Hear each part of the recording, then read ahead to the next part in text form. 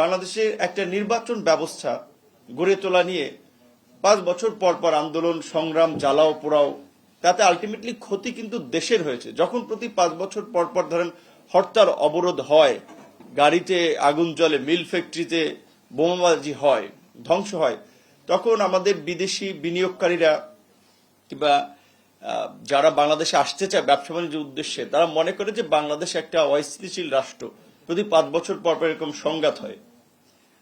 সেগুলো ওভারকাম করে একটা পরিস্থিতির মধ্যে দিয়ে মোটামুটি একটা নির্বাচনী ব্যবস্থা ছিল, সেটাকেও শেষ করে শেষ পর্যন্ত গত 17 বছর ছিল একটা একদলীয় শাসন ব্যবস্থা, যার ফলে আসলে আমরাও ভুক্তভোগী হয়েছিলাম। কারণ আমরা মূল রাজনীতিতে আসার আগে বিশ্ববিদ্যালয়ের তরুণ হিসেবে আমরা চেয়েছিলাম যে আমরা যে পড়াশোনা করি আমরা আমাদের মেধা অনুযায়ী চাকরি পাবো, মেধার মূল্যায়ন হবে।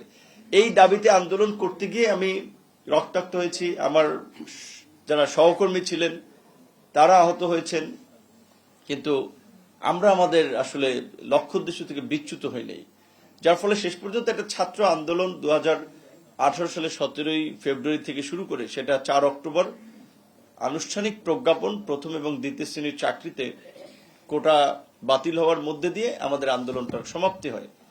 তারপরে লাকিলি 2019 সালে 28 বছর পরে ঢাকা বিশ্ববিদ্যালয়ের ডাকসু নির্বাচন, যেটা 28 বছর হয়নি, কোনো সরকারই করে নাই। কারণ ছাত্র সংসদকে সব সরকার ঝুঁকি মনে করেছে তাদের ক্ষমতায় থাকার ক্ষেত্রে, যে কারণে নির্বাচন হয় নাই। আমরা 28 বছর পরে নির্বাচনটা পেয়েছিলাম এবং সেখানে ওই পরিস্থিতির মধ্যেও সকলের দোয়া এবং আল্লাহর রহমতে ডাকসুর ভিপি পদে নির্বাচিত হই।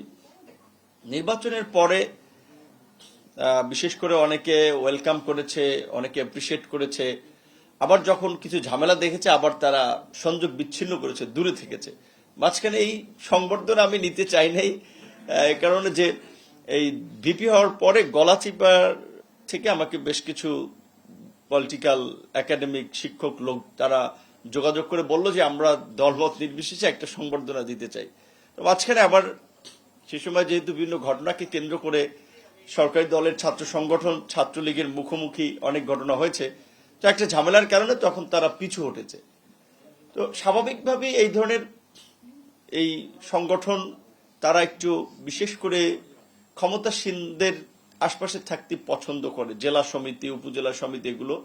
কিন্তু আমার কাছে মনে হয়েছে যে আমি আসলে এখনো কোনো জায়গা থাকলে এখানে আমার খুব বেশি কোনো ক্ষমতা বা পাওয়ারের কিছু নাই। আমি মনে করি যে আমি ওই চরাঞ্চলের সাধারণ পরিবার থেকে উঠে এসেছি, এখন একটা দায়িত্বে আছি। লতিফ মাসুম স্যার যেটা বলেছেন, এলাকার পাশাপাশি একটা জাতীয় পর্যায়ের দায়িত্ব, দেশের বাইরের প্রায় এই যে 1.25 কোটি প্রবাসী, তাদের জন্য কিছু করার। বিভিন্ন দেশে প্রবাসীরা একটা সিম্পল পাসপোর্ট পেতে, সেবা পেতে যে ভোগান্তির শিকার হয়, কিংবা আমাদের দেশের মতো একটা ওভার পপুলেটেড কান্ট্রি, প্রায় 18 কোটি জনসংখ্যা, এই দেশে এত লোকের কর্মসংস্থান নাই, সম্ভব না, কোনোভাবেই সম্ভব না। কাজে সেক্ষেত্রে বাইরে যেভাবে একটা বাজার তৈরি করা যায়, যেই বাজারটাকে আছে সেটাকে আরো সম্প্রসারণ করা যায়, এবং আমাদের দেশের লোকেরা যে আপনার শুধুমাত্র মানে নিচের পদেই কাজ করবে সেইটা না, তারা যেন আরেকটু আপগ্রেড উপরের পদেও কাজ করতে পারে, সেইভাবে আমাদের এখান থেকে তৈরি করা। তো এরকমের কিছু কাজ করতেছি।